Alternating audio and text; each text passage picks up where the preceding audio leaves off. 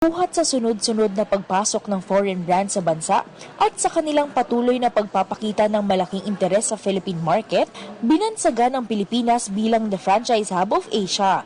The PFA is confident to say that we are now the franchise hub of Asia because number one, we have the biggest franchise conference and expo. Our expo has about 500 brands.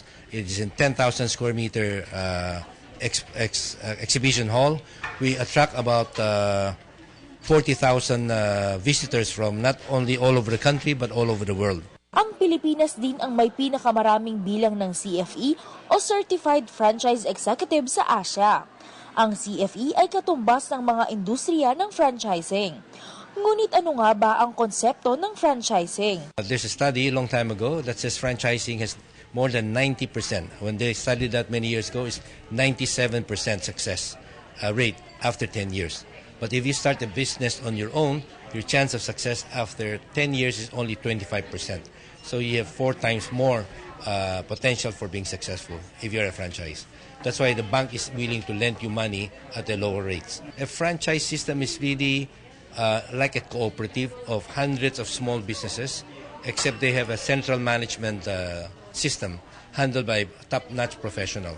So the franchisor, which is the mother company, is not an SME, but all the franchisee are SME.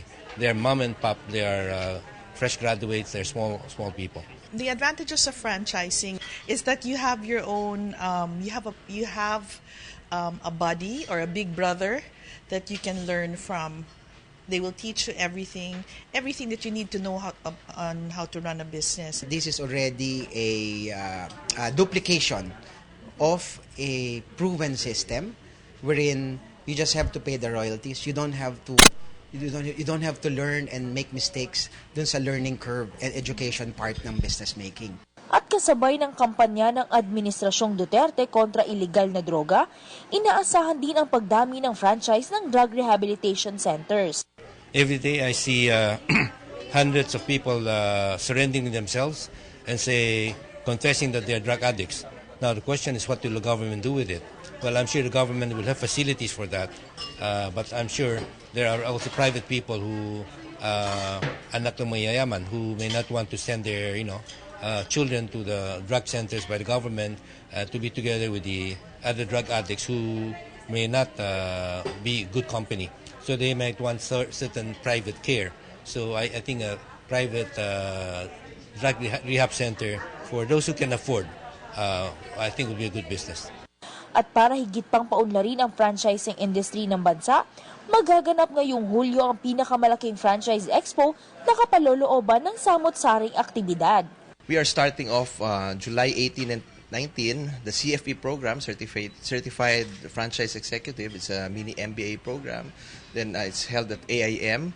Then one of the highlights of Franchise Asia 2016 is the Franchise Conference. There are more than 80 local and international speakers who will be speaking about very good topics, hyper competition, inclusive growth, the government, the new administration's program. So they will all be there to help the entrepreneurs learn new things. Then a lot of also international speakers.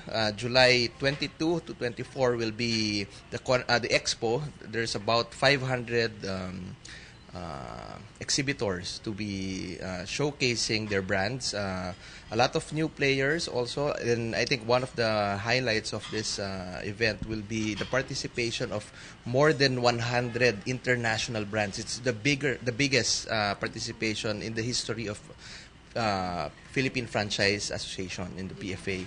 So I guess the economy of the Philippines is doing really well, that a lot of international brands want to join, want to be here, want to be seen, want to have a pie of the want a chunk of the pie.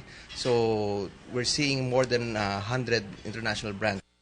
Magaganap ang nasabing Franchise Expo sa SMX Convention Center sa Pasay City.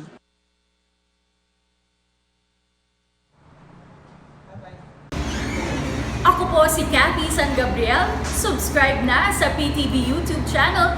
I-click lang po ang subscribe button.